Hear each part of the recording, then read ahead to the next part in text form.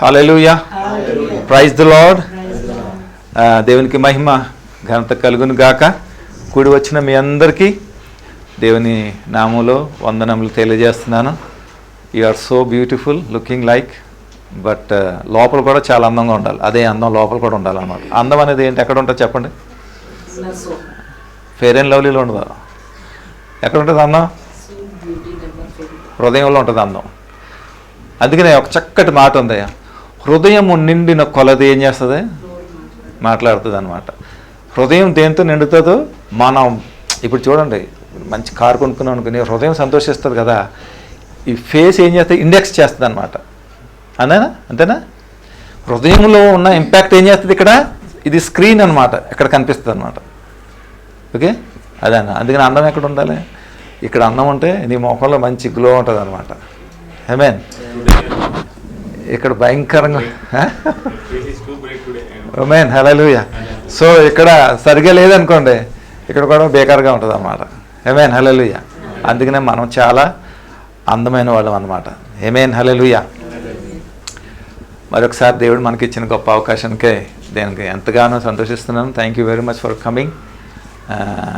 ఇంత పొద్దున్న రావడానికి మీరు చూపిన ఆసక్తిని బట్టి ప్రత్యేకమైన వందనాలు. దేవునికి కృతజ్ఞతలు చెల్లిస్తున్నాను.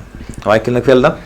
చిన్న ప్రార్థన చేసుకుందాం. దయచేసి కలిసి దయగా మా ప్రభువా, స్తోత్రాలు, వందనాలు, కృతజ్ఞతలు నాయన. మరొకసారి మమ్మల్ని జ్ఞాపకం చేసుకొని నీ సన్నిధిలో ఈ విధంగా నిలబడడానికి, నీ పక్షంగా నన్ను నిలబెట్టుకున్నందుకు వందనాలు తండ్రి. నన్ను బలపరిచి నాలో నుండి ప్రభా జీవపు మాటలు నాకు మా అందరికీ మాకు అనుగ్రహించి చక్కటి పాఠము మాకు నేర్పించండి. నేర్చుకొని ఆ ప్రకారంగా మేము జీవించినట్లుగా నీ కృప సహాయం నడిపి మాకు అనుగ్రహించి నడిపించి మేము పొందుకోమని నన్ను సమయాన్ని మీ చేతికి అప్పగించుకుంటూ యేసే నామములో ప్రార్థించి స్తుతించి అడిగి వేడుకుంటున్నాం తండ్రి. ఆమేన్. మొదటిగా యూట్యూబ్లో వీక్షించిన బిడ్డలందరిని బట్టి మీ అందరికీ ప్రత్యేకమైన వందనాలు తెలియజేస్తున్నాను. Thank you very much for following. అందరూ ఆశీర్వదించబడుతున్నారని నేను నమ్ముతున్నాను. మీకు ఆశీర్వాదకరంగా ఉంటే కనుక ఈ పరిచర్యని, వాక్యాన్ని స్ప్రెడ్ చేయండి. మీతో పాటు అనేక మంది ఆశీర్వాదకరంగా ఉండనట్లుగా దేవుని స్తోత్రం. హల్లెలూయా, దేవుని స్తోత్రం కలుగును గాక. వీక్షించిన ప్రతి వారిని బట్టి మీకు వందనాలు. మీకు కనుక ఆశీర్వాదకరంగా ఉంటే కనుక మీ ఫ్రెండ్స్కి, రిలేటివ్స్కి కూడా స్ప్రెడ్ చేయండి. మీతో పాటు వారు కూడా దీవించబడడానికి చాలా అవకాశం ఉంటుంది. దేవుని స్తోత్రం కలుగును గాక. హల్లెలూయా. Shout in the name of Jesus. ఆమేన్, ఆమేన్, ఆమేన్, హల్లెలూయా. ఈరోజు ఒక రెండు విషయాల గురించి మనం విషయంలో ఉన్న విధానాన్ని మనం నేర్చుకుంటే ప్రయత్నం చేద్దాం. రైట్? ఓకే, ఆసక్తిగా ఉన్నారు కదా? ఆమె ప్రార్థన పూర్వకంగా మనం వస్తే పరిశుద్ధాత్మని యొక్క సహాయము ద్వారా ఈ వాక్యము మనలోనికి చొచ్చిపోయి హృదయంలో స్థిరపడి అది మనస్సు ద్వారా అది ప్రభావితం చెంది వాక్యానుసారంగా జీవించే గొప్ప ధన్యత అనేది మనకు ఉంటుంది. అందుకని ప్రార్థన పూర్వకంగా మనం ఏదైనా సరే వినాలి, చేయాలి. ఓకేనా? క్రీస్తు ప్రేమను గురించి కొన్ని విషయాలు చూసుకుందాం. అయితే రెండు విషయాలు మేము ముందు పెడుతున్నాను. ఒకసారి దాని విషయంలో ఒకసారి ఆలోచిద్దాం. ఒకటి ప్రేమ, ఇంకొకటి ఇష్టం. ఓకేనా? ఈ రెండిట్లకి సంబంధం ఉంది కదా, కానీ సంబంధం లేకపోతే ఎలా ఉంటుంది అనేది జస్ట్ ఒకసారి మనం చూద్దాం. ఈ రెండు విషయాల్లో మొదటగా ఇష్టం గురించి చూద్దాం. ఇష్టం అనేది ఉందనుకోండి, అది ఎలాగా మనం ఇష్టపడతాం కదా. ఏదైనా మనకు కావాలనుకోండి, మనం ఇష్టపడుతుంది దాని మీద.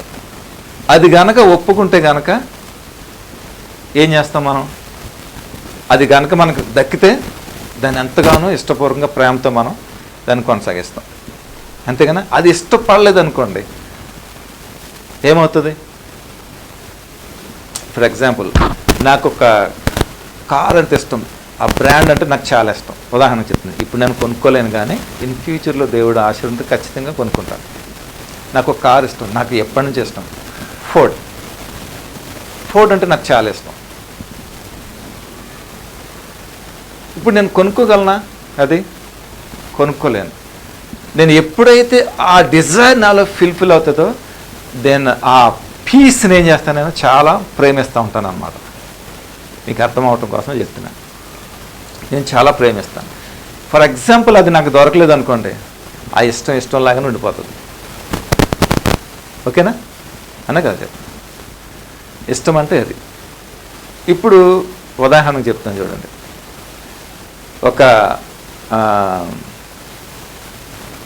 ప్రేమ అంటే I'm not talk about physical love or నేను వేరే దాని గురించి నేను మాట్లాడలేదు. నేను మాట్లాడితే డిఫరెంట్లీ ఈ లవ్కి ఆ లవ్కి సంబంధం ఉండదు, ఈ ప్రేమకి ఆ ప్రేమకి సంబంధం ఉండదు. ఓకే,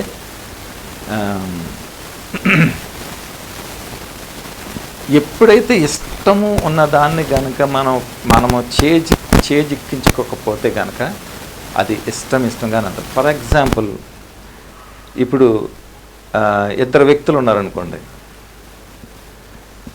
అది కాదు నా లైఫ్లో జరిగిన ఒక టెస్ట్మనీ చెప్తాను. టెస్ట్మనీ కాదు, ఒక ఎక్స్పీరియన్స్ చెప్తాను. ఇన్ 2003 అరౌండ్ 2003 ఆ రేంజ్లో అనమాట. నేను నా ఆఫీసులో పనిచేస్తున్నప్పుడు నా ఆఫీస్లో ఒక అమ్మాయి ఉండేది. ఆ అమ్మాయికి నేనంటే చాలా ఇష్టం. అప్పుడు కాలేజీలో అక్కడ తిరిగేవాళ్ళం కాదు, ప్రొఫెషనల్ లైఫ్ లీడ్ చేస్తాను. నేనంటే చాలా ఇష్టం ఆ అమ్మాయికి, కానీ నాకు తెలీదు. ఆ అమ్మాయికి తెలుసు, మా ఆఫీసులో స్టాఫ్ అందరికీ తెలుసు. మా ఆఫీసులో నేనంటే చాలా ఇష్టం, ఎందుకంటే నేను ప్రతి ఎనిమిని కూడా లవ్ చేస్తాను అనమాట. దాంట్లో మా డీజీఎం ఒక ఆయన ఉంటాడు, చాలా రాక్షసుడు అనమాట. నా మీద స్పెషల్గా విషం కక్కివాడు, కానీ నేను ఆయన మీద ప్రేమ కక్కివాడు అనమాట. ఆయన ఎప్పుడు ఒక మాట అనేవాడు, ఏం తెలుసా, కేఎస్ రాజు నీకు మంచి ఫ్యూచర్ ఉంటుంది, నీకు మంచి ఫ్యూచర్ ఉంటుంది అనేవాడు. ఎనిమి నన్ను బ్లెస్ చేసేవాడు అనమాట. అలాగుంటుంది నా నేచర్ అనమాట. సో ఈ అమ్మాయి చాలా ప్రేమిస్తుంది అనమాట నన్ను, నాకు తెలియదు ఆ విషయం. సో నేను మామూలుగా ఉన్నసరికి ఒకసారి తెగించి నా కొలీగ్, నా స్నేహితుడు, నా రూమ్మేటే ఆయన చెప్పాడు, రాజు ఇలా జరుగుతుంది అనేసి అన్నాడు. నాకు పెద్ద అనిపించలేదు నాకు, ఎందుకంటే ఆ సెన్స్ అనేది నాకు లేదు. ప్రేమించాలి లేకపోతే ఏదో చేయాలన్న సెన్స్ నాకు లేదు, నాకు ఉండేది కాదు. సో మొత్తం మీద లైట్గా చెప్పాడు, పెద్దగా నేను పట్టించుకోలేదు, నా బిజీలోనే ఉన్నాను. సార్ కొంతకాలానికి తనకు మ్యారేజ్ సెట్ అయింది. మ్యారేజ్ సెట్ అయిన తర్వాత మ్యారేజ్కి పిలిచింది, మేము వెళ్ళాము. మేమందరం వెళ్ళాము విజయవాడ అనమాట. అక్కడ తను ఆ నైట్ పెళ్ళి, మేము వెళ్ళిన తర్వాత ఆ పెళ్ళి వరకు నాతోనే ఉంటుంది, నాతోనే ఉంది అది. నేను క్యాజువల్గా మాట్లాడుతున్నాను, క్యాజువల్గానే ఉన్నాం. వీళ్ళందరూ తెలుసు కదా నాకు, వాళ్ళందరూ చెప్పట్లేదు నాకు. అప్పుడు క్యాజువల్గా ఉన్నాను, మాట్లాడుతున్నాను అనేది. మొత్తం మీద పెళ్లి టైం అయింది, తను వెళ్ళక తప్పలేదు, పెళ్ళికి వెళ్ళిపోయింది. పెళ్ళి చేసిపోయారు, మేము వచ్చేసాం, అంతా అయిపోయింది. కొన్ని రోజులకి నాకు ఫోన్ చేసింది, జాతకున్నాను. కొన్ని రోజులు నాకు ఫోన్ చేసింది. అప్పుడు నేను ఊరికని మా ఇంటికి వెళ్ళాను అన్నమాట. ఫోన్ చేసి ఇద్దరికి తను ఫోన్ చేసింది కదా, ఎలా ఉన్నారు, హ్యాపీ మ్యారేజ్ లైఫ్ అండి, ఎలా ఉన్నారు లైఫ్ ఎలా ఉందంటే, అంత బాగానే ఉందంటే మీతో ఒక విషయం చెప్పాలని అన్నాను. ఏంటి చెప్పండి అనేసాను. మీరంటే నాకు చాలా ఇష్టం అని అన్నారు. అవునా అని అన్నారు. అవునండి నాకు చాలా ఇష్టం, అసలు మిమ్మల్ని పెళ్లి చేసుకుందాం అనుకున్నాను, కానీ మిమ్మల్ని చూస్తే నాకు భయం వేస్తుంది నాకు, అయినా కానీ చాలా ఇష్టపడ్డాను మిమ్మల్ని అనేసాను అన్నాను. సరే ఆ కన్వర్జేషన్ నేను చెప్పను, అయిపోయింది. లాస్ట్లో ఒక మాట అన్నదాన్ని, నాకు పెళ్ళయింది కదండి, మీరు ఎప్పుడైనా సరే ఎప్పటికైనా సరే మీరు ఒప్పుకుంటే వచ్చేయండి, నేను మీతో వస్తాను, నేను మీతో ఉంటాను నేను అని చెప్పేసి అని చెప్పి పెట్టేసింది ఫోన్. అండి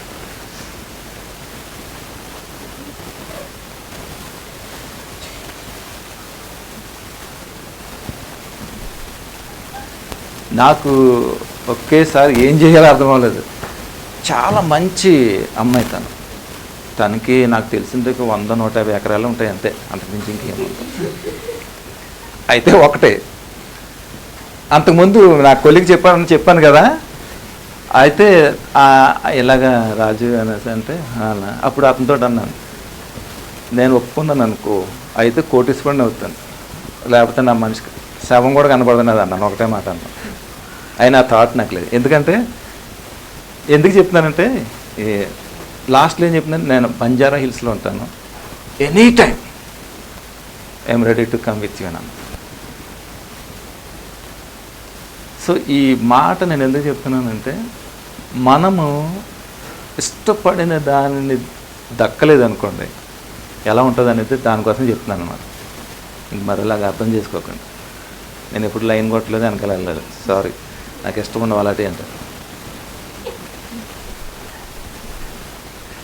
నవ్వుతున్నారంటే మీరు కొట్టుంటారు అన్నమాట. చెప్పండి మరి బయటికి. ఆమేన్, హల్లెలూయా. ఇష్టం అనేది అలా ఉంటుంది. ఇప్పుడు ప్రేమ దగ్గరికి వద్దాం ఒకసారి. కొన్ని సంవత్సరాల క్రితం, అంటే దాదాపు 25 సంవత్సరాల క్రితము, ఒక బ్యూటిఫుల్ లవ్ స్టోరీ అనేది ప్రపంచానికి ఇంట్రడ్యూస్ చేసింది. ఆ లవ్ స్టోరీ ప్రపంచంలో తెలియనివాడు అంటూ ఎప్పుడు ఉండడని నా యొక్క ఉద్దేశం. ఓకే, ఆ లవ్ స్టోరీ ప్రపంచంలో ఇంకెవరికి తెలియనటువంటి ఎవడు కూడా ఉండడు అన్నమాట. అది నేను కూడా చూశాను. అంటే థియేటర్కి వెళ్ళి చూడలేదు, మా ఫ్రెండ్ ఇంట్లో. అప్పుడు ఏంటంటే, అప్పట్లో ఆ లవ్ స్టోరీకి టీవీలకు అతుక్కుపోయి ఉండేవారు అనమాట. చాలామంది అతుక్కుపోయి ఉండేవారు. చాలామంది కూడా ఆ సినిమానికి బాగా అట్రాక్ట్ అయ్యి, బాగా ఇన్స్పైర్ అయ్యి లవ్ చేయటం కూడా, వాంటెడ్లీ లవ్ చేసిన కూడా చేశారు. బోర్లంగా పడ్డారు, నాశనం అయిపోయిన వాళ్ళు కూడా ఉన్నారు. సినిమాలో చూడాలి అంతే. ప్రాక్టికల్గా మనం చేసాం పళ్ళు రాలిపోతాయి, మనకి కాళ్ళు చేతులు ఇరుగుతాయి. అవును కదా, అలాంటి చేయకూడదు. చాలామంది అలాగా ఫెయిల్యూర్ అయిన వాళ్ళు ఉన్నారు. అయితే నేను ఏం గ్రహించానంటే, దాంట్లో ఆ లవ్ స్టోరీ ప్రపంచానికి ఇంట్రడ్యూస్ చేయడానికి కారణం ఏంటో తెలుసా? ఆ షిప్ 2 ముక్కలుగా ఇరిగిపోవటమే. గమనించండి, ఆ మంచు కొండను కుదటం, 2 ముక్కలుగా అయిపోవటం, అది పడిపోవటం. దాంట్లో ఉన్న ఆ ప్రేమికులను బయటకు ఇంట్రడ్యూస్ చేసింది. ఎవరు ఇంట్రడ్యూస్ చేశారు? అది షిప్ చేసింది అనమాట. అంతే. షిప్ బాగానే ఉందనుకోండి, దాని డెస్టినీకి దానికి వెళ్ళిపోయింది అనుకో, బయటకు వచ్చేది అంటారా? యాక్చువల్లీ అది ట్రూ లవ్ స్టోరీయే, దాన్ని అలా తీశారనమాట. ద ఓల్డ్ స్టోరీ అనమాట అది. ఓకేనా? ప్రేమ. ఈ ప్రేమ ఏం చేస్తుందో తెలుసా? ఈ ప్రేమకి ఇష్టానికి ఉన్న డిఫరెన్సెస్ ఏంటి చెప్పనా? ఇష్టం అనేది ప్రతిదాన్ని ఇష్టపడుతుంది. దాని ప్రమేయం ఉంటే కనుక సక్సెస్ అవుతుంది, లేదంటే ఆ ఇష్టంలాగా ఉండిపోతుంది. కానీ ప్రేమ అలాగే ఏం చేస్తుంది తెలుసా? అది ఇష్టం ఉన్నా ఇష్టం లేకపోయినా సరే అది ప్రేమిస్తూనే ఉంటుంది. నువ్వు కాదన్నా సరే, నువ్వు అవునన్నా సరే, ఏదేమన్నా సరే అది ప్రేమిస్తాను. ప్రేమలో ఉన్నటువంటి గొప్పతనం అది అనమాట. అందుకనే చాలామంది అంటారు ప్రేమ గుడ్డిదని అంటారు. ఇదంతా కూడా 10th class, intermediate, second inter, ఆ డిగ్రీ వరకు కాదు, ఆ రేంజ్లో ఉన్న వాళ్ళే మాట్లాడుతారు ప్రేమ గుడ్డిదిరా అనేసి అంటారు. ప్రేమకి ఏం చేస్తుందో తెలియదు. అంటే ప్రేమ గుడ్డిదంటే అది ఎటు వెళ్తుందో తెలియదు. నేనేమంటాను, ప్రేమ గుడ్డిది కదరా, నువ్వు గుడ్డోడు. ఎందుకంటే ఆ గుడ్డు పనులు చేసేది నువ్వే, బోర్ల పడేది నువ్వే. ప్రేమ బాగానే ఉంటుంది. కానీ ప్రేమకి నిర్వచనం తెలియనటువంటి వారు ఈ విధంగా ఉపయోగిస్తారు. వాళ్ళు ప్రేమ వేరు, బయోలాజికల్ లవ్ వేరు. ప్రేమ వేరు, భౌతికంగా ఉన్నటువంటి అది వేరు. అది ప్రేమ కాదు, అది ఎఫెక్షన్ అంటారు దాన్ని. హార్మోనల్ లవ్ కాదు ఇది. ఓకే, ప్రేమ అనేది నీ ప్రమేయం లేకుండానే నిన్ను ప్రేమిస్తూ ఉంటుంది అనమాట. ఇప్పుడు నా లవ్ స్టోరీ చెప్పాను కదా, శుభ్రంగా అటు వెళ్ళిపోయినా బాగుండేమో, ఏదైతే ఇదే ఇది నేను స్తోత్రం కలిగింది కాక. అలాంటి అవకాశాలు వదులుకోవటం బంజారా హిల్స్లో ఉందినేమో బతుకుంటే. ఆమేన్, హల్లెలూయా. దేవునికి స్తోత్రం కలిగింది కాక. నాకు దేవుని చిత్తం కావాలి, నా తల్లిదండ్రుల యొక్క ఒపీనియన్ కావాలి. నేను నా తల్లిదండ్రులకి అవకాశం ఇచ్చాను నేను నా వివాహం విషయాలు. ఎందుకంటే నన్ను కష్టపడి పెంచారు, వాళ్ళు చాలా కష్టపడి పెంచారు నన్ను. నా ఇష్టానుసారంగా నేను చేస్తే వాళ్ళని దుఃఖపెట్టడం నాకు ఆశీర్వాదకరం కాదు, దేవునికి భయంకరంగా కాదు. అందుకనే నేను నా తల్లిదండ్రులకు ఒపీనియన్ ఇచ్చాను, వాళ్ళు చెప్పినట్టే చేసుకున్నాను అన్నమాట. నాకు పెళ్ళి అయినప్పుడు కూడా రేపు పిల్ల చాలా బాగుందిరా చేసుకొని అన్నారంటే చేసుకున్నాను నేను. ఎక్కడ ఉందో ఏంటి మా అమ్మ.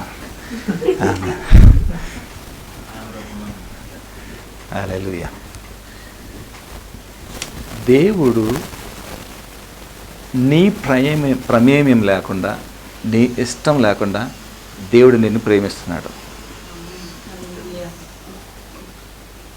క్రీస్తు ప్రేమ ఎందుకు వెల్లడిపరిచింది ఈ లోకానికి అంటే, దేవుడు లోకమును ఎంతో ప్రేమించాడు కాబట్టి తనకున్నటువంటి అద్వితీయ కుమారుడైనటువంటి యేసుక్రీస్తు ప్రభుని ఈ లోకానికి ఇచ్చి మన పాపం నిమిత్తమైన పంపించట. అది క్రీస్తు యొక్క ప్రేమ.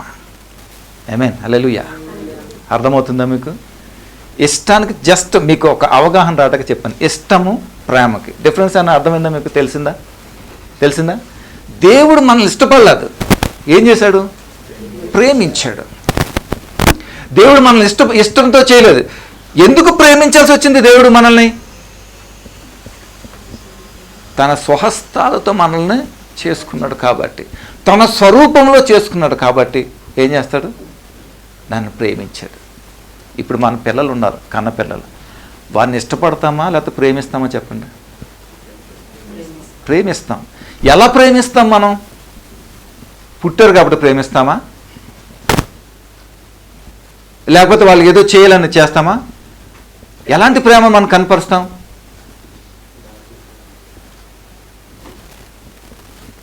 కండిషనల్ లవ్, బాధ్యతతో కూడినటువంటి ప్రేమ. అది ఇట్స్ ఎ రెస్పాన్సిబిలిటీ అన్నమాట. అర్థమవుతుందా? పిల్లల మీద బాధ్యత ఉందా లేదా మనకి? ఆ బాధ్యతతో కూడినటువంటి ప్రేమతో మన పిల్లల్ని మనం ప్రేమిస్తాం, అవునా? దేవుడు కూడా అదే బాధ్యతతో కలిగినటువంటి ప్రేమను మన మీద కనపరుస్తున్నాడు. నువ్వు ఇష్టం ఉన్నా ఇష్టం లేకపోయినా. అందుకనే సమానత్వము అని చూపించి ఏం చేశాడు? ప్రతి వారి నిమిత్తము ఆయన ఈ భూమి మీదకి రావడానికి, ఈ పాపము యొక్క విధానాన్ని ఆయన బ్రేక్ చేసి మనకు నిత్య జీవితం ఇవ్వడానికి, విడుదల పొందడానికి క్రీస్తు యొక్క ప్రేమను ఈ లోకానికి ఆయన పరిచయం చేశాడు. అందుకని యోహాను సువార్త 3వ అధ్యాయం ఒకసారి వెళ్ళినట్లయితే మనం చూద్దాం. చూడండి, 3:16లో మనం ఇక్కడ ఏమంటున్నాడంటే, దేవుడు లోకము ఎంతో ప్రేమించాను కాగా ఆయన తన అద్వితీయ కుమారునిగా పుట్టిన వాని యందు విశ్వాసముంచిన ప్రతివాడును నశింపక నిత్య జీవం పొందినట్లు ఆయనను అనుగ్రహించెను. దేని స్తోత్రం కలుగుగాక. Have any love story in your life? మీ లైఫ్లో ఏమైనా లవ్ స్టోరీస్ ఉన్నాయా?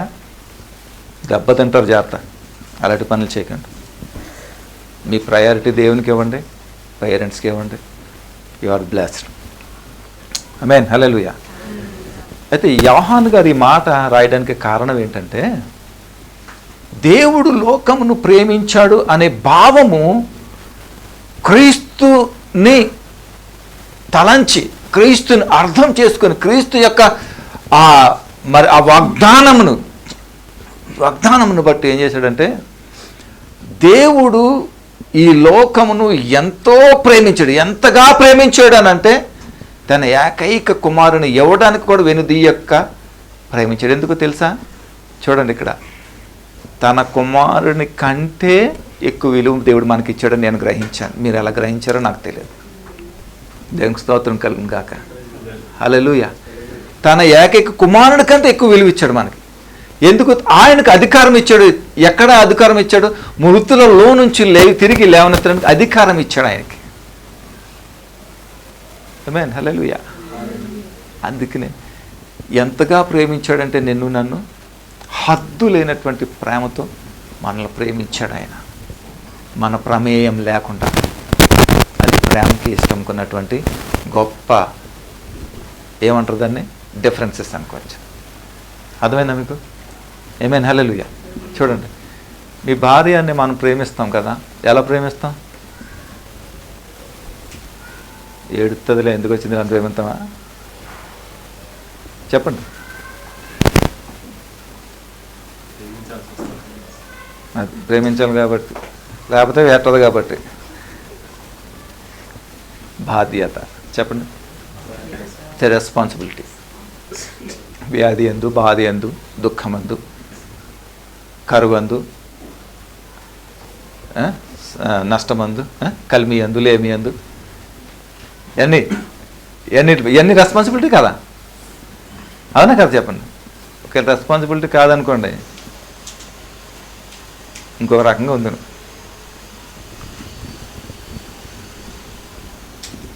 Main hallelujah. I feel bored come on hallelujah. Unconditional love, ఒక బాధ్యతతో కూడినటువంటి ప్రేమ, దేవుని యొక్క ప్రేమ. నిన్ను అడిగి క్షమించాడా దేవుడు? లేదు. నువ్వు అడగక ముందే దేవుడు నిన్ను క్షమించి పెట్టాడు. నేను ఎలాగనుకుంటానో తెలుసా? అంటే 2000 సంవత్సరాల క్రితం నేను పుడతాను నాకు తెలుసు, దేవుడు తెలుసు. నేను పుట్టక ముందే నా నిమిత్తం ఏం చేశాడు? ఆయన సమస్తం చేసి మోగించాడు. ఇప్పుడు నేను దేంట్లో నడవాలి? ఆ ప్రేమ పూర్వకంగా నా కోసం ఏదైతే చేశాడో, ఏ రకమైనటువంటి త్యాగం నాకు ఇచ్చాడో, ఆ త్యాగంలో నేను ఏం చేయాలి? కొనసాగాలి ఆయన ప్రేమను బట్టి. ఆయన ప్రేమ మాట్లాడదు. It's not a biological love, it's not a hormone love or physical love. ఇవన్నీ కూడా ఏంటంటే జస్ట్ ఒక ఎఫెక్షన్ అన్నమాట. ప్రేమ అంటే అది కాదు. ప్రేమ అంటే ఏంటో తెలుసా? సాక్రిఫైస్. ప్రేమ అంటే సాక్రిఫైస్. ఇప్పుడు మీరు ఎంతమందిని ప్రేమించారు, ఎలా ప్రేమించారు అనేది ఉదాహరణగా కనుక మీరు తీసుకుంటే మీకు అర్థమైపోతుంది. మీరు ఏ విధంగా ప్రేమిస్తున్నారు, ప్రేమకి అర్థం ఏంటి, ప్రేమకు నిర్వచనం ఏంటి అనేది మీకు అర్థమైపోతుంది. మీ భర్తను మీరు బాగా ప్రేమిస్తున్నారు అనుకోండి, ఏం చేస్తారు? ఏం చేస్తారు? బట్టలు ఉతకమంటారా? మంచి డిష్ చేసి సంథింగ్ ఏదో చేసి ఇంప్రెస్ చేస్తారు. That's the signification. ఓకేనా? అవునే కదా? ఎప్పుడైనా చేశారా మీకు అలాగా? ఈ జనరేషన్ అలాంటివి ఉండవు. అదో భీకరమైన ప్రేమ అది. అదో భయంకరమైన ప్రేమ అది. Okay, that's the love. ఈ దినం మనం నేర్చుకోవాల్సింది ఏం తెలుసా? What is love? What is God's love? దేవుని యొక్క ప్రేమ ఏంటి? దేవుడు మనల్ని ఎందుకు ప్రేమించాడు? ఎందుకు ప్రేమించాల్సి వచ్చింది? ఆ ప్రేమకు తగినటువంటి త్యాగం, ఆ ప్రేమకు సిగ్నిఫికేషన్ అనేది ఏంటి అనేది మనం ఒకసారి నేర్చుకుంటే చాలు. మన జీవితాంతం కూడా అలాంటి ప్రేమ మన జీవితం కొనసాగుతుందనే దేవుని యొక్క ఉద్దేశం, సేవకుడి యొక్క ఆశ. ఆమేన్, హల్లెలూయా. కమన్, ఒకసారి మళ్ళీ చూద్దాం. చూడండి, 1 యోహాను సువార్తకు ఒకసారి వెళ్దాం రండి. 1 యోహాను సువార్త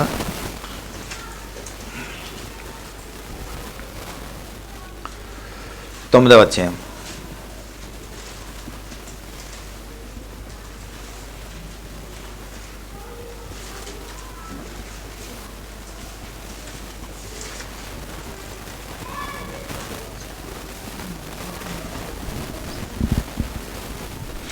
మనము పాపములను మనము ఒప్పుకొనిన ఎడల ఆయన నమ్మదగిన వాడును నీతిమంతుడును గనుక ఆయన మన పాపమును క్షమించి సమస్త దుర్నీతి నుండి మనలను పవిత్రులుగా చేయును. ఆమేన్, హల్లెలూయా. దేవునికి స్తోత్రం కలుగును గాక. ఇప్పుడు చెప్పిన దాంట్లో ఏంటంటే, మన పాపములను మనము ఒప్పుకొనిన ఎడల ఆయన నమ్మదగిన వాడును నీతిమంతుడును గనుక ఆయన మన పాపములను క్షమించి సమస్త దుర్నీతి నుండి మనలను పవిత్రులుగా చేశాడు. 9 1 యోహాను 4:9-10. చూడండి, ఇక్కడ మనం ఏం చేయాలి? ఇక్కడ మనమందరము కూడా మన అతిక్రమమును బట్టి, మన పాపముల నిమిత్తం బట్టి మనం ఒప్పుకోవాలి. ఏమని ఒప్పుకోవాలి? దేవుని దగ్గర ఆయన ప్రేమ ముందు మనం ఏం ఒప్పుకోవాలి? ఐఎమ్ నాట్ పర్ఫెక్ట్, నేను సరైన విధంలో నేను లేను, సరైన కాదు అని మనం ఎప్పుడైతే మన అతిక్రమాన్ని, మన పాపమును ఆయన ముందు కనుక మనం ఒప్పుకుంటే, the Prema, the unconditional love ఏం చేస్తుందో తెలుసా? మనల్ని శిక్షకు పాత్రలుగా చేయకుండా, మనకి మరి ఈ పాపానికి జీతం అనేటువంటి మరణంలోనికి తీసుకుని వెళ్ళకుండా, ఆ మరణంలో నుంచి తీసుకుని వచ్చి తిరిగి జీవాన్ని ఇవ్వడానికి ఈ ప్రేమ అనేది మనకి కనపడింది. అదే ఏమంటారు? Sorry I forget, unconditional love. ఆమేన్, హల్లెలూయా. చూడండి, ప్రేమ అనేది ఏం చేసింది? శాసించింది పాపాన్ని, ఈ లోకాన్ని గెలిచింది ప్రేమ. ఈ ప్రేమ అనేది ఏం చేసిందంటే సిగ్నిఫికేషన్గా చూపించింది, మోరల్గా చూపించింది. దిస్ ఈజ్ మై లవ్ అనేసి. ఎవరైతే ఆ ప్రేమకు దాహోదమై, ఎవరైతే ఆ ప్రేమను అర్థం చేసుకొని, ఎవరైతే దేవునికి వ్యతిరేకంగా ఉన్నవారు అనగా, ఎవరైతే దేవునికి ఆ ప్రేమకు వ్యతిరేకమైనటువంటి దిశలో ఉంటారో, అవిశ్వాసం కావచ్చు, అవిధేయత కావచ్చు, లేకపోతే అపవిత్రత కావచ్చు, మరి ఏదైనప్పటికీ కూడా ఇవన్నీ కూడా దేవునికి వ్యతిరేకంగా ఉన్న ఇవన్నీ కూడా. ఇప్పుడు దేవునికి వ్యతిరేకంగా ఉండి మనం ఏమైనా చేయగలుగుతామా? నెవర్, ఏమి చేయలేం మనం. కానీ మనము జీవించాలి అని అంటే ఏం చేయాలి? దేవుని ఎదుట, దేవుని ప్రేమను బట్టి, ఆయన సమ్ముఖం ముందు, ఆయన ఎదురుగుండా మనం ఏం చేయాలంటే, మనం ఎప్పుడైతే మన పాపము, మన యొక్క దాన్ని మనం ఒప్పుకొని విడిచిపెడతామో, ఆ ప్రేమ మనలో ఏం చేస్తుందో తెలుసా? తిరిగి క్షమించి, ప్రేమ ఉంటేనే కదా క్షమిస్తాం, అవునా లేదు చెప్పండి. వీళ్ళు ఎంతమంది క్షమించారు? చాలామందిని క్షమించరు కదా?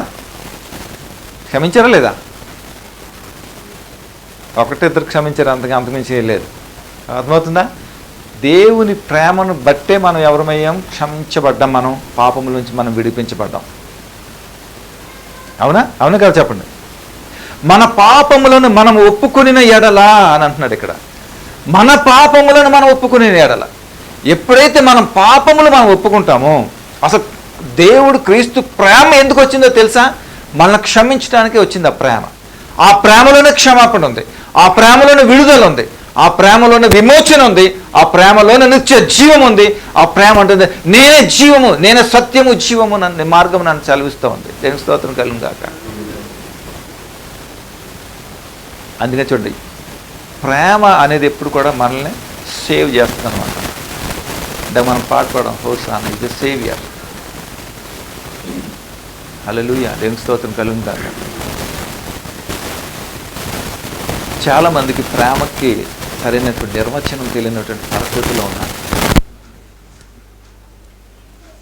దేవుని యొక్క ప్రేమ నిన్ను నన్ను ఈ పాపం నుంచి విమోచించి నూతన జీవితం ఇచ్చింది. ఇచ్చిందా లేదా మీకు? నాకైతే ఇచ్చింది దేవుని యొక్క ప్రేమ. నాకు ఇప్పటికీ దేవుని యొక్క ప్రేమ నన్ను నడిపిస్తూనే ఉంటుంది.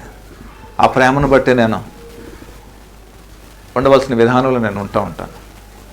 ఆమేన్, హల్లెలూయా. మన పాపములను మనం ఒప్పుకుని ఎడల ఆయన నమ్మదగిన వాడును నీతిమంతుడును గనుక ఆయన మన పాపములను క్షమించి సమస్త దుర్నీతి నుండి మనల్ని ఏం చేశాడంటే పవిత్రులుగా చేయును అని అంటున్నాడు. పవిత్రులుగా మనం చేయాలి. అందుకనే ఆ ప్రేమ వర్ణించలేనటువంటి ఆ వర్ణన తీర్థమైనటువంటి ప్రేమ, దేవుని యొక్క ప్రేమ. నువ్వు నేను ఈ స్థితిలో ఉన్నాము అని అంటే కేవలం అదే దేవుని యొక్క ప్రేమ. కానీ ఇక్కడ విచిత్రం ఏంటంటే, మనం ఒప్పుకోవాల్సినవన్నీ కూడా మనం ఒప్పుకోము, సరే కదా. ఒకవేళ ఒప్పుకున్నా కూడా కొన్ని మనం దాచుకుని పెట్టుకుంటాం మన మనసులో, అవును కదా చెప్పండి. అందుకనే మన జీవితం వర్ధిల్లకపోవడానికి కారణం అది. మన జీవితము విస్తరింపబడకపోవడానికి కారణం, సమాధానం లేనటువంటి విధానంలో ఉండడానికి కారణం అదే. దేవునికి స్తోత్రం కలుగును గాక. ఆమేన్, హల్లెలూయా. చూడండి, ప్రతి దుర్నీతి నుండి మనల్ని ఏం చేస్తుంది? పవిత్రులుగా చేస్తుంది అన్నమాట. అయితే రెండే ఉంటాయి ఇక్కడ, ఒకటి పవిత్రత, ఒకటి అపవిత్రత. అపవిత్రతలో నుంచి పవిత్రలోకి తీసుకుని రావాలంటే ఏమైనా ఉన్నాయా? ఓన్లీ క్రీస్తు యొక్క ప్రేమ, అంతే. ఓన్లీ క్రీస్తు యొక్క ప్రేమ. ఒకసారి చూద్దాం, దీనికి ముందు వెళ్దాం. యేసు క్రీస్తు ప్రభు రాకముందు వెళ్దాం. అప్పుడు ప్రేమ ఉందా? కండిషన్స్కి ఉంది. మనం నేర్చుకున్నాం కదా గలేషియన్స్ నుంచి. ఏమున్నాయి అక్కడ? లా అండ్ ఆర్డర్ ఉంది. దాని ప్రకారంగా జీవిస్తేనే నువ్వు నడుస్తావు, లేకపోతే చూసారు చాలా ఇంపార్టెంట్. అందుకనే నేను చెప్తున్నది, వినాలి మన సిరీస్ అన్నీ కూడా. అదన్నిటికి చాలా రిలేటెడ్గా ఉంటుంది అదంతా కూడా. ఓకేనా? క్రీస్తు ప్రేమ మనకి ఎప్పుడు తెలిసింది, ఎప్పుడు ఇంట్రడ్యూస్ చేశాడు దేవుడు? ఎప్పుడైతే క్రీస్తు ఈ లోకానికి పరిచయం చేసి పంపించాడో అప్పుడు మాత్రమే తెలిసింది. నాకు తెలిసి మాత్రం అది. మీకు ఎప్పుడైనా తెలిసిందా? అంతకుముందు ఎవరైనా తెలుసా మీకు? తెలుసా? ఏమే హల్లెలూయా. ఆ పవిత్రమైన ప్రేమ ఏం చేసింది తెలుసా? ఈ ప్రపంచాన్నే మార్చేసింది. ఒక టైటానిక్ షిప్, ఒక బయాలజికల్ ఆర్ అదర్ కండిషన్లో ఉన్నటువంటి ఆ ప్రేమను పరిచయం చేసింది. కానీ ఆ క్రీస్తు ప్రేమను ఈ ప్రపంచానికి పరిచయం చేసి ఆ క్రీస్తు ప్రేమ ప్రతి మానవు నుంచి, పాపం నుంచి విడిపించింది, పవిత్రులుగా చేసింది. దేవుని స్తోత్రం కలుగును గాక. హల్లెలూయా. అది దేవుని యొక్క ప్రేమ, అది క్రీస్తు యొక్క ప్రేమ. ఏ దేవుడు అనబడిన వారు ఎవరు కూడా ఇలాంటి ప్రేమను ప్రేమించేవాడు భూమి మీద ఎవ్వరు కూడా లేడు, చరిత్రలో లేడు, అసలు హిస్టారికల్గా చూసినా కూడా ఎక్కడ ఎవడు కూడా లేడు. Only Jesus Christ, only that. యేసుక్రీస్తు ప్రభు మాత్రమే ఈ లోకానికి ప్రేమను అందించి ఆ ప్రేమను బట్టి అనేక మందిని, శాపంలో ఉన్నటువంటి, మరణంలో ఉన్నటువంటి వారిని తిరిగి లేవనెత్తి పవిత్రులుగా చేసి ఆయన బిడ్డలుగా, కుమారులుగా, కుమార్తెలుగా ఈ లోకానికి ఆశీర్వాదకరంగా, ఈ లోకానికి ఒక చక్కటి మాదిరికరంగా చేసింది ఆ యొక్క క్రీస్తు ప్రేమ. దేవునికి స్తోత్రం కలుగును గాక. హల్లెలూయా. అలాంటి క్రీస్తు ప్రేమ నీలో నాలో ఉండాలనేదే దేవుని యొక్క ఉద్దేశం. పరీక్ష చదువుతున్న 9 చూడండి. మన పాపములను మనం ఒప్పుకొనిన ఎడల ఆయన నమ్మదగిన వాడును నీతిమంతుడును గనుక ఆయన మన పాపములను క్షమించి, ఎప్పుడు క్షమిస్తాడు ఆయన? ఎప్పుడైతే మనం ఒప్పుకుంటామో అప్పుడు మాత్రమే ఆయన క్షమిస్తాడు. క్షమించే ప్రతి దుర్నీతి నుంచి విడిపించి ఏం చేస్తాడు? పవిత్రులుగా మనల్ని చేస్తాడు. దేనికి స్తోత్రం కలుగును గాక. హల్లెలూయా. ప్రియ దేవుని బిడ్డలారా, క్రీస్తు ప్రేమను మనం గుర్తించాలనే దేవుని యొక్క ఉద్దేశం ఈ సమయంలో. క్రీస్తు ప్రేమను మనం గుర్తించాలి, క్రీస్తు ప్రేమలో మనం ఉండాలనే దేవుని యొక్క ఉద్దేశం. చాలామంది సంఘానికి వెళ్తూ ఉంటాం, కానీ క్రీస్తుని గురించి ఎటువంటి అవగాహన లేనటువంటి జీవితంలో జీవిస్తూ ఉంటారు. అవునా అని చెప్పండి. అవునా కాదు చెప్పండి. మీకు క్రీస్తు యొక్క ప్రేమ గురించి ఎవరికైనా తెలుసా? నెవర్. అందుకనే అవగాహన అనేది మనకు ఉండాలి. ఆమేన్. హల్లెలూయా. మనం ఏం చేయాలి? ఒప్పుకోవాలి. We need to confess. మనం ఆయన ముందు మనం ఏమై ఉన్నామో మన ప్రతి పరిస్థితిని, మన అతిక్రమాలు ఆయన దగ్గర మనం ఒప్పుకోవాలి. ఎప్పుడైతే మనం ఒప్పుకుంటామో ఆయన ఏం చేస్తాడు? మనం ఒప్పుకున్నప్పుడు ఏం చేస్తాడు? ఆయన క్షమిస్తాడు. ఆయన క్షమించి ఏం చేస్తాడు? ఆయన పవిత్రులుగా చేస్తాడు, దుర్నీతి నుంచి విడిపించి. ఆమేన్. హల్లెలూయా. దేవునికి స్తోత్రం కలుగును గాక. ఇంకొక మాట చెప్పి నేను ముగిస్తాను. రోమిల్కి రాసిన పత్రిక ఒకసారి వెళ్దాం రండి. రోమిల్కి రాసిన పత్రిక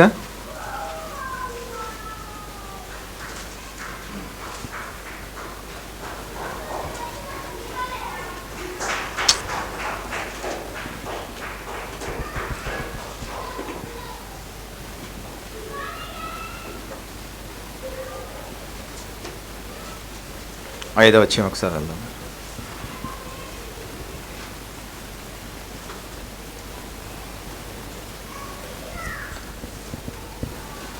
యేసుక్రీస్తు శరీరం బట్టి ఒకసారి 8th వర్స్.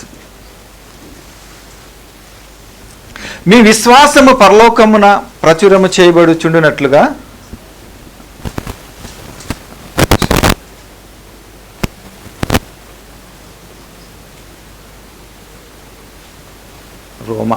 రోమిల్ రాసిన పత్రిక 5వ అధ్యాయం చూడండి ఒకసారి. 5:8.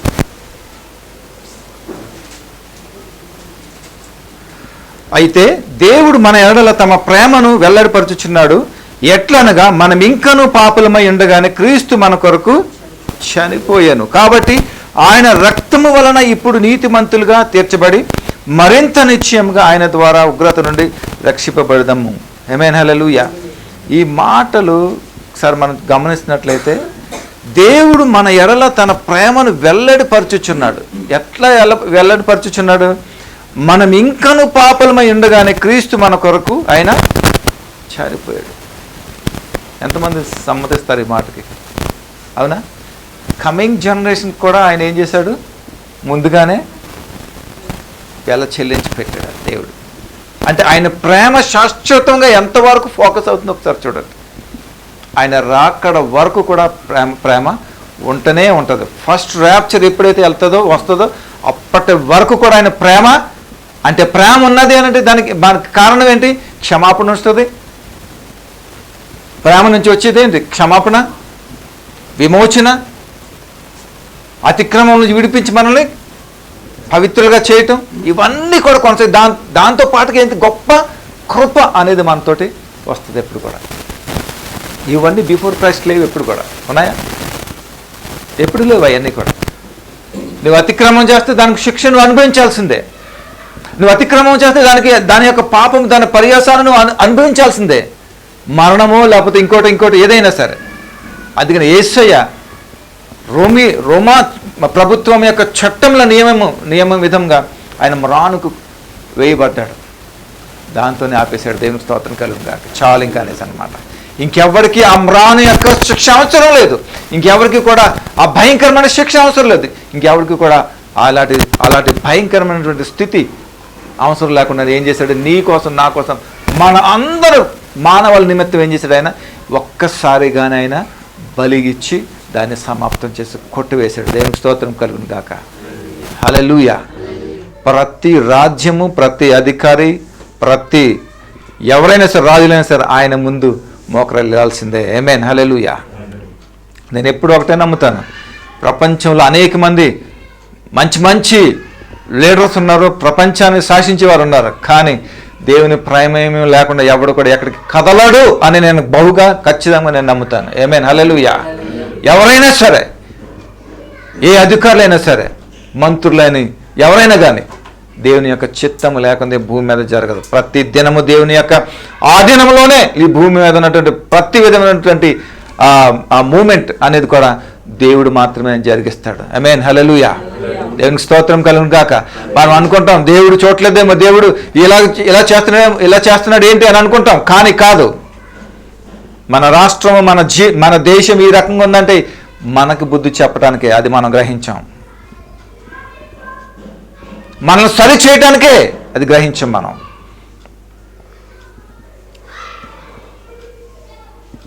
ఇశ్రాయేల్ అందరూ ఉన్నారు ఎక్కడ? ఐగుప్తులో. ఏం చేశాడు ఫరో మనసు? ఎందుకు కఠినం చేశాడు?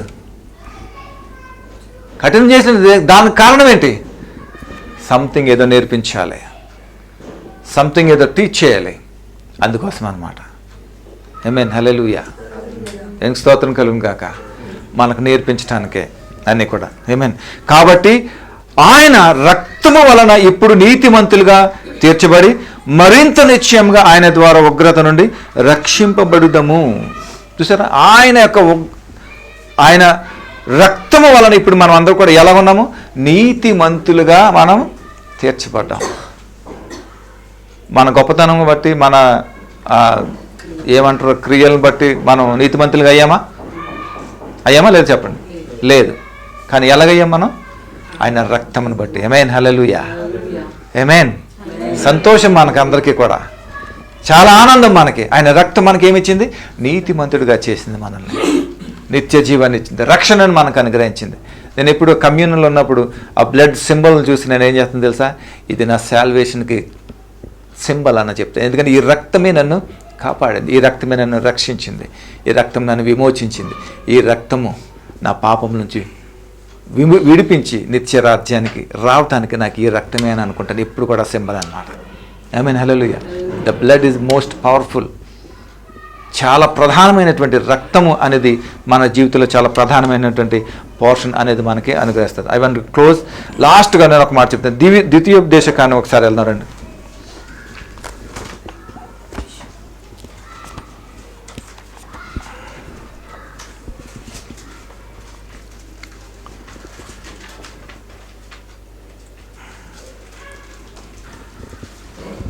ద్వితీయోపదేశకాండం 5వ అధ్యాయం. ఈ మాట చెప్పి నేను ముగిస్తాను. 5వ అధ్యాయము 10వ వచనం. ఇది మీరు స్వాధీనం తీసుకోవాలి ఈ మాట. చెప్పండి. నన్ను ప్రేమించి నా ఆజ్ఞలను గైకొనే వారి విషయంలో నేను 1000 తరముల వరకు కరుణించేవాడునై ఉన్నాను. దేనికి స్తోత్రం కలుగును గాక. చూడండి, కుమారుడు ఎవరిని ప్రేమించాడు? కుమారుడు ఎవరిని ప్రేమించాడు? తన తండ్రిని ప్రేమించాడు. తండ్రి ఎవరిని ప్రేమించాడు? తండ్రి ఎవరిని ప్రేమించాడు? ఈ లోకంను ప్రేమించాడు. ప్రేమించి ఏం చేశాడు? తన అద్వితీయ ఏకైక కుమారుడు ఏం చేశాడు? మన నిమిత్తము ఆయన పంపించాడు. ఈ కుమారుడు ఏం చేశాడు? భూమి మీదకి వచ్చిన తర్వాత తన తండ్రి యొక్క చిత్తమును నెరవేర్చాడు. ఎందుకు? ప్రేమించాడు కాబట్టి. సింపుల్గా చెప్తున్నా, నువ్వు దేవుని కనుక నువ్వు ప్రేమిస్తే నీ జీవితము దేవునికి అర్పించి దేవుని కోసం బలి అవటానికి ఒక్క క్షణం కూడా నువ్వు ఆలోచించవు. దేవునికి స్తోత్రం కలుగాక. ఈ మాట కనుక నీవు కనుక గ్రహించినట్లయితే జీవితంలో ఎప్పుడు కూడా బ్యాక్ స్టెప్ అనేది దేవుని వెనక్కి వెయ్యవు నువ్వు. మరొకసారి చెప్తున్నాను చూడు, దేవుడు కుమారుడు తండ్రిని ప్రేమించాడు, తండ్రి లోకమును ప్రేమించాడు. ఈ ప్రేమించడం ద్వారా తండ్రి తన అద్వితీయ కుమారుని భూమి మీద పంపించినప్పుడు ఆ కుమారుడు ఏం చేశాడు? తండ్రిని ప్రేమించి ఆయన చిత్తమును భూమి మీద నెరవేర్చి నీ కోసం నా కోసం ఆయన బలి పశువుగా అయ్యి మనందరికి విమోచన ఇచ్చాడు. దేవుని స్తోత్రం కలిగిందా. కానీ ఎప్పుడైతే మన ఆజ్ఞలను కనుక మనం గైకొంటామో ఏం చేస్తాడు? ఎన్ని తరములంట? ఎన్ని తరములండి? 1000 తరములు. అంటే మన జనరేషన్ మన పిల్లలు తరములు ఏం చేస్తాడు? ఆయన జీవిస్తూ ఉంటాడు అన్నమాట. ఆమేన్, హల్లెలూయా. సింపుల్గా ఇది ఒకటి మాట చెప్తున్నాను చూడండి. ఇష్టము, ప్రేమ. ఓకే, ప్రేమ, దేవుని ప్రేమ నీ పర్మిషన్ లేకుండా నిన్ను ప్రేమించింది, నీ పర్మిషన్ లేకుండా నిన్ను విమోచించింది, నీ పర్మిషన్ లేకుండా నీకు క్రయధనం ఇచ్చి నేను నిత్యరాజ్యానికి వెళ్ళలాగా ఆ ప్రేమ చేసింది. కానీ నువ్వు చేయాల్సిన పని ఏంటో తెలుసా? నీ అతిక్రమములన్నీ కూడా ఆయన ముందు కనుక ఒప్పుకున్నట్లయితే ఆయన నిన్ను అతిక్రమం నుంచి విడిపించి తిరిగి ఏం చేస్తాడు? నిన్ను పవిత్రుడిగా నిన్ను చేయటానికి ఆయన ఉన్నాడు. ఎప్పుడైతే ఆయన చిత్తాన్ని కనుక నువ్వు చేస్తావో ఇక్కడ ఆ చిత్తం పట్ల 1000 తరముల వరకు నేను ఏం చేస్తాడు? ఆయన ఏం చేస్తాడు? 1000 తరముల వరకు కరుణించి వాడని అన్నాడు. సింపుల్గా చెప్తున్నాను చూడండి. నీవు బాగున్నావనుకో, దేవుళ్ళు పటిష్టంగా ఉన్నావనుకో, నీ పిల్లలు అదే విధంగా వస్తారు, వారి పిల్లలు అదే విధంగా వస్తారు, వారి పిల్లలు అదే విధంగా, ఆ పిల్లలు అలాగ వారు ఏం చేస్తారు? ఆశీర్వాదం. అంటే నీ జనరేషన్కి ఆశీర్వాద కారకులు ఎవరు? నీవే. నువ్వు సరి అయిన విధంగా కనుక నువ్వు ఉంటే నీ యొక్క జనరేషన్ అంతా కూడా ఆశీర్వదించబడుతుంది అన్నమాట. దేవుని స్తోత్రం కలిగిన గాక. మరి ఏం నేర్చుకున్నాం ఇదే నాన్న? దేవుడు నా పరమేశ్వరం లేకుండా ప్రేమించడం నువ్వు నేర్చుకున్నావా? గ్రహించావా? మరి దాని నిమిత్తం ఏం చేయాలి? నీ అతిక్రమం అంతా ఒప్పుకొని ఆయన ముందు కనుక ఒప్పుకున్నట్లయితే ఆయన నిన్ను క్షమించి దుర్నీతి నుంచి విడిపించి నిన్ను పవిత్రులుగా చేస్తాడు. దాని తర్వాత నువ్వేం చేయాలో తెలుసా? ఎలాగైతే కుమారుడు తండ్రిని ప్రేమించి ఆయన చిత్తాన్ని భూమి మీద చేసి ఈ విజయాన్ని ఆ ప్రేమ ద్వారా భూమికి ఇచ్చాడో అలాగే మనము కూడా ఆయనను ప్రేమించి ఆయన చిత్తము నెరవేర్చేలాగా మనం జీవించి అనేక మందికి ఆశీర్వాదకరంగా దీవెనకరంగా ఉండాలని దేవుని యొక్క ఉద్దేశం. అలాంటి కృప సహాయం ఆత్మ నడిపి మనందరికి తోడే నడిపించును గాక. ప్రార్థన చేసుకుని దయగల మా ప్రభా స్తోత్రాలు. ఇదిగోనైనా మా ప్రేమను గురించి మాతో మాట్లాడు, చిత్తం గురించి మాతో మాట్లాడు ప్రభా. ఈ ప్రకారం మేము జీవించడానికి ప్రభా నీ యొక్క ఆలోచన, నీ నడిపింపు మాకు అనుగ్రహించింది. విన్న ప్రతి బిడల్లో ప్రభా గొప్ప మార్పును దయచేయండి. నీ కోసం రోషముగా, నీ కోసం ప్రభా బ్రతికి బిడలుగా ఉండడానికి నీ కృప అనుగ్రహించి నడిపించి మహిమ పొందుకోమని మీకు మహిమ ఘనత చెల్లిస్తూ యేసయ్య నామములో ప్రార్థిస్తూ అడిగి వేడుకుంటున్నాం తండ్రి. ఆమేన్, ఆమేన్, ఆమేన్. హల్లెలూయా. God bless you all. Are you blessed today? I feel bored, I think, right?